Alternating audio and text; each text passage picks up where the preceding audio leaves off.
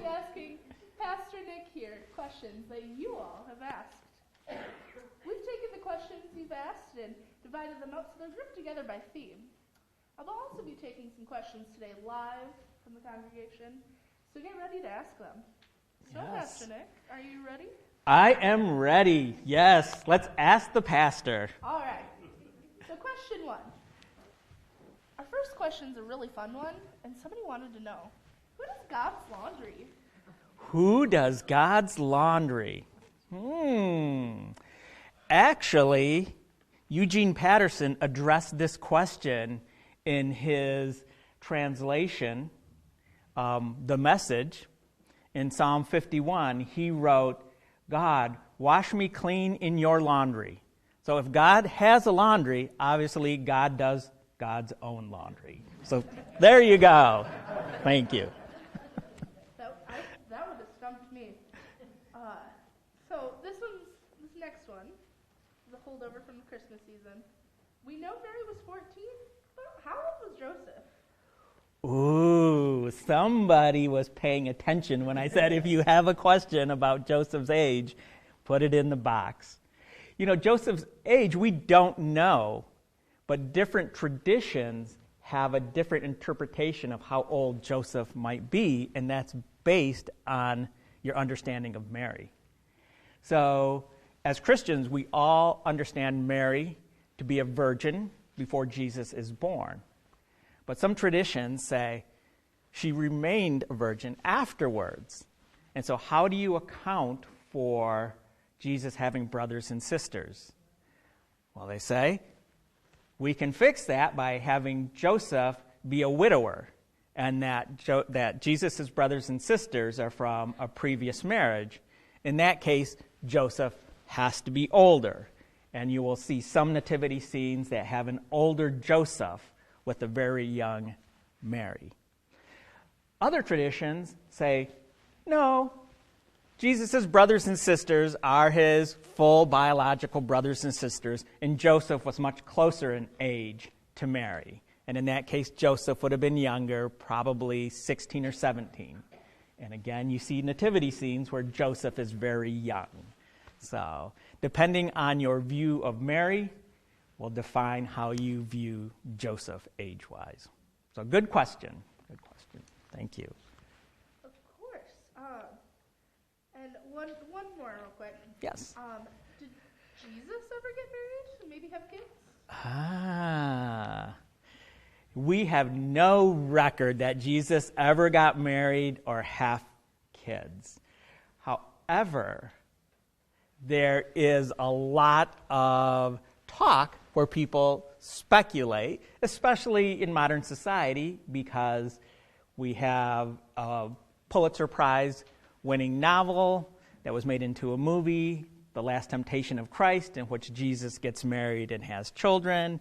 We have the Da Vinci Code, where Jesus marries and has children. So it's an ongoing theme that at some point there's a secret knowledge that Jesus married and had children, but we have no record that Jesus was married or had children. So. Oh, that's fascinating, Pastor Nick. Thank you. You're welcome. So we do have a theme for the week, and let's move on to some questions about our theme, which is the sacraments. The sacraments. Yes. So what is a sacrament, and how many are there? Well, a sacrament is an outward sign of an inward and spiritual grace. So in effect, it's a visual element of something that affects us inwardly, spiritually. For United Methodists, we have 2 sacraments, but for other denominations, they range from upwards of 7 sacraments to no sacraments. Some denominations say there are no sacraments. We have 2. Anybody want to guess at what the 2 are? Communion? Baptism. Yes, we've got some good United Methodists out there. Communion and baptism. Those are the 2 sacraments that we have. And we've defined that those are the 2 that we recognize because those are the 2 that Jesus participated in. That Jesus was baptized, Jesus formed communion. So those are our two sacraments, baptism and communion. Wow, I can't believe there's 7 in some. That seems pretty interesting. Yes. They would contain things like ordination is a sacrament, marriage is a sacrament. So very important elements. We've just decided that they are not at the same level as baptism and communion. All right. Thank you. So we say that we have an open table for communion. Why do some churches not allow everyone to have communion? Good question. It depends on how you view communion. As United Methodists, we view communion as an opportunity for grace.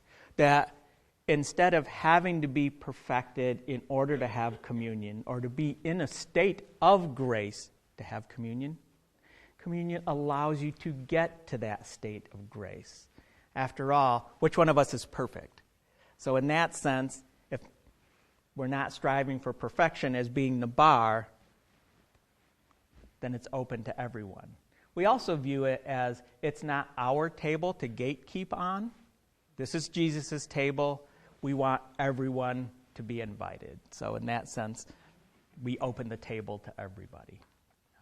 The only thing, and you will hear me say this, is you have to have a desire to be deeper in your love of God.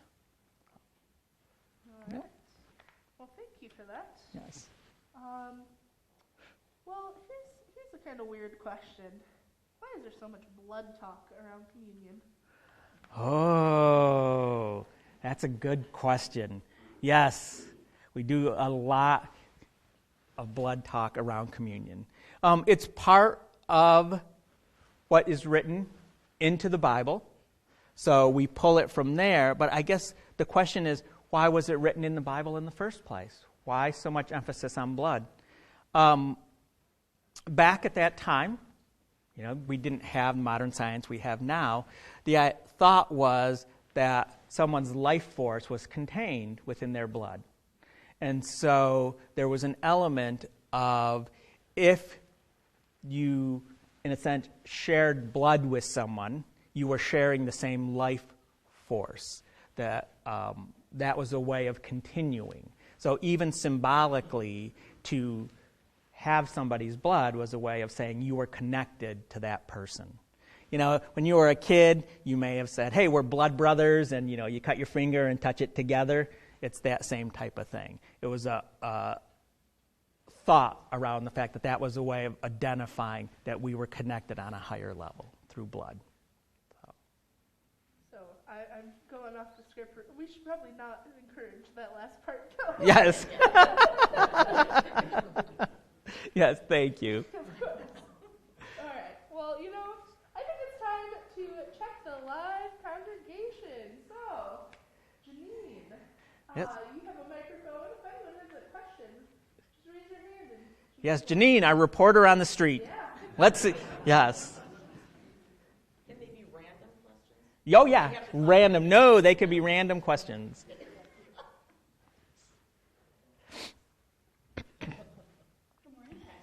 Good morning. A question in relation to communion. Yes. Why do the United Methodists only do it once a month? Good question. That is a holdover from the days when we had circuit riders. Because ordained clergy were the only ones who could do communion, there was a time period in the early days of the Americas where the pastor would travel from church to church. They would have a circuit. And so they might only get to a specific church a couple times a year.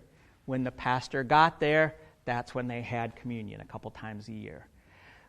Over time, that got codified into once a quarter. And so a lot of churches, especially some of us may remember when communion was once a quarter, 4 times a year. Recently, it changed to once a month, and now a lot of churches have gone to every week, or an optional, maybe after the service, communion weekly. But part of it is just that holdover of tradition when it was you only had it a few times a year. Good question. Does that answer?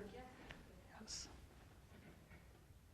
Okay, I've got a random question. Okay. I would like to know when and how you developed your love of socks. Oh. Yeah, fun socks. Yes. Actually, I had some fun socks in my collection, just a few pair. At one of my previous appointments, I was in charge of the children's message, and I always wore vestments. What I noticed is the only thing that showed when I sat down with the children were my socks, and I could see the congregation start to look and ask, like, what socks is he wearing this week? Slowly over time, people were giving me socks, and now that has become kind of a trademark of mine, is to have some fun, with my socks. So in case, what do I have? Oh, rabbits today. I have little bunnies on my socks. So. Pastor Nick, I have a Yes. question about baptism. Yes. You said communion is an open table. Yeah. I'm wondering if United Methodists have the same idea of baptism. When my twins were older, we belonged to an evangelical church who did adult baptism. Right. They had to be of age, of consent. And I wanted infant baptism for my children. None of the churches anywhere would baptize my children because we weren't members. How do United Methodists feel about that? Do you turn away people who want baptism? Good question. No, we do not turn away. In the same sense that communion is open, there's an element that baptism is open. But there is a requirement to understand what baptism means. And so if somebody were just to come in and say, I want to be baptized, can you baptize me, in the next 10 minutes? I would say, no, we can't.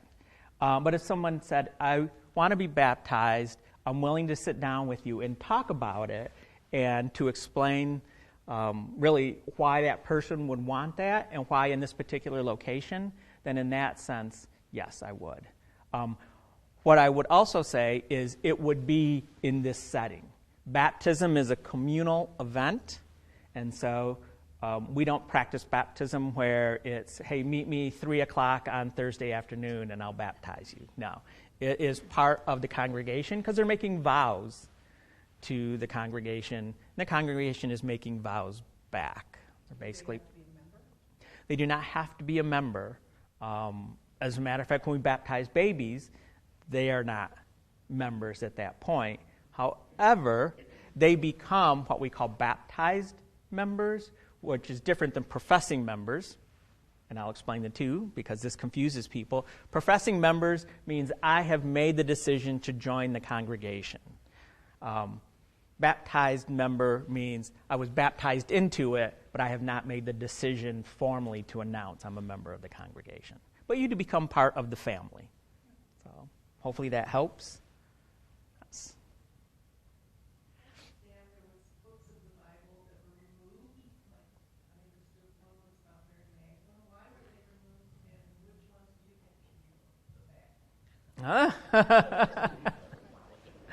Good question. In case you didn't hear, I was asked about books of the Bible, that not all the books that were written made it into the canon as we now know it, and what my opinion was on the books of the Bible.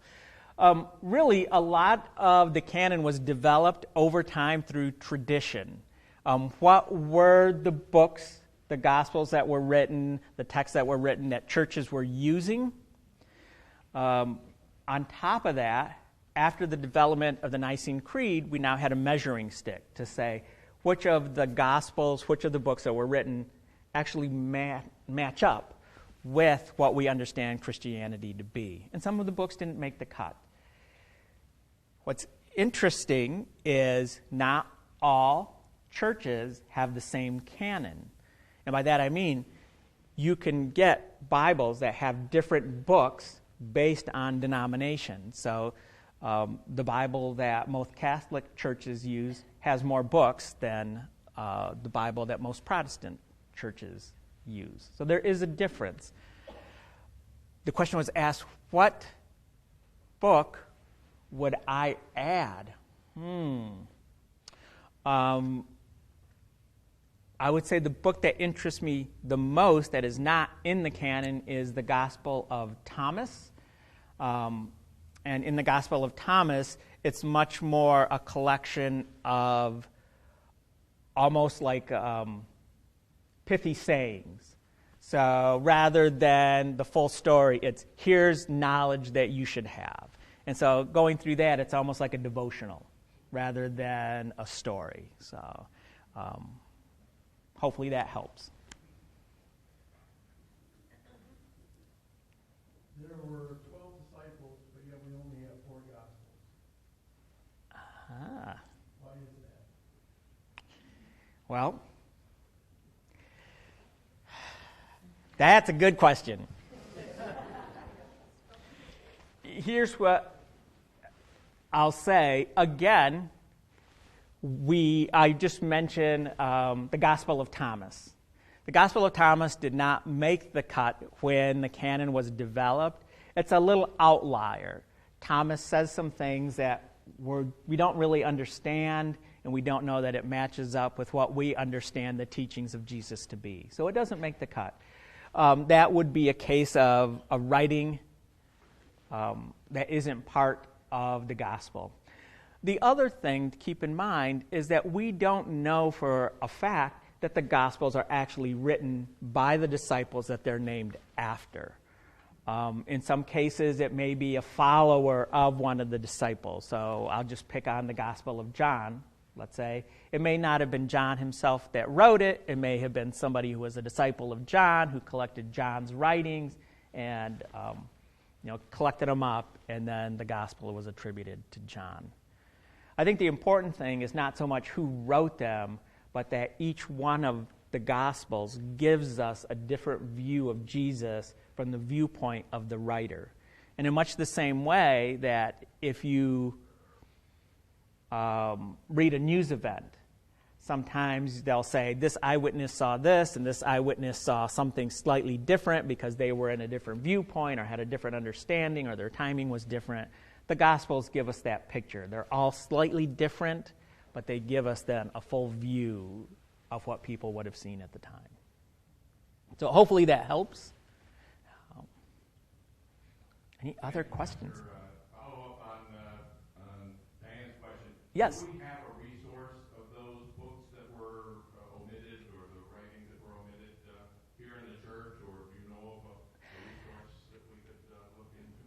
I do not know of a comprehensive collection that says here's all the writings that were excluded, because they're,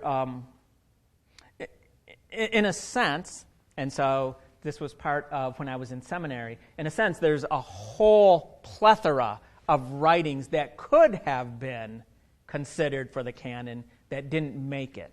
And some of them are very, very interesting to read. I had to do research on the Gospel of St. Sebastian, in which St. Sebastian writes as if Jesus were a mother. And it's very interesting, to say the least. So obviously it was a simple cut to say, no, this is not going to make the canon. But with that being said, I don't know of anything that says, here's all the books that were considered. Yeah, one thing to keep in mind, too, the creation of the canon was something that happened over hundreds and hundreds and hundreds of years. It was not a simple meeting and we have a canon. It was more developed slowly over time as books fell out of disuse. Any other questions? If you have more questions after service, there is still the box back there, and you can still fill it out online, and we will definitely get to those. Yeah. All right, I'm going to ask you a couple more fun ones. Okay. All right. Here's an interesting one. Which do you prefer, a funeral or a wedding?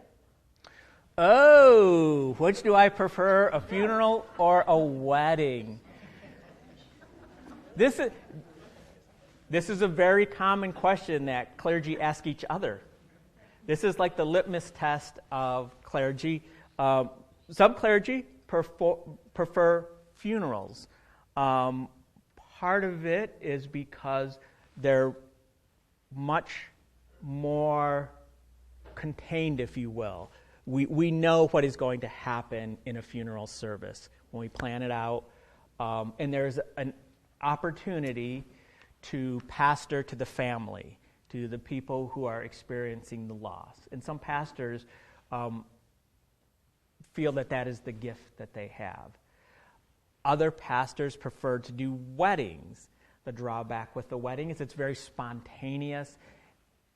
It involves a lot more work because you have all the meetings beforehand and the counseling, and then you have the rehearsal where who knows what the mother of the bride and the groom and and so there's all that turmoil that happens.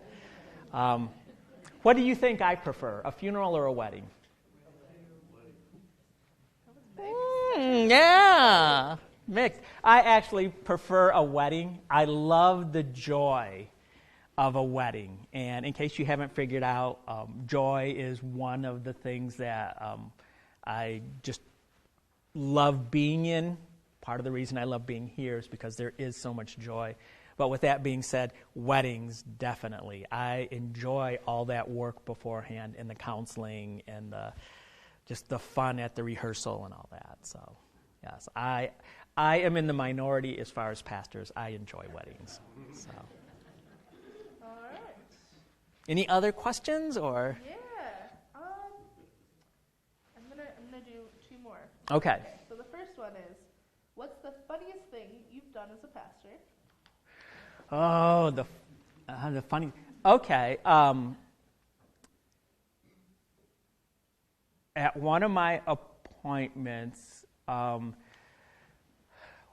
of the persons who were running the Vacation Bible School told the children that if they raised a certain amount of money for charity, that they would get to do something fun with the pastor, something crazy and whatnot. The amount seemed so outrageous, I wasn't worried about it. No big deal. But as you can guess, they hit the dollar amount the last day. I think somebody wrote a check and closed that gap. And so they got to spray me with silly string and shaving cream and all kinds of stuff. The wonderful thing about that, one, just the joy they were having was amazing. But I was wearing a shirt that had white lettering all over it.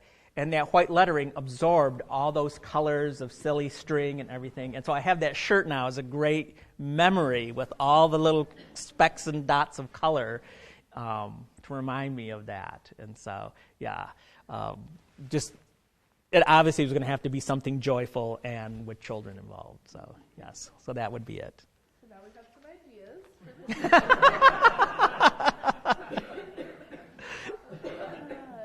And one last question. Yes. What's one thing you love about Goodrich United Methodist Church? I mentioned joy earlier, so I won't use that one. I think what I love about being here is just the sense of community. I can't believe that today marks the 3-month anniversary of being here. It's only been 3 months.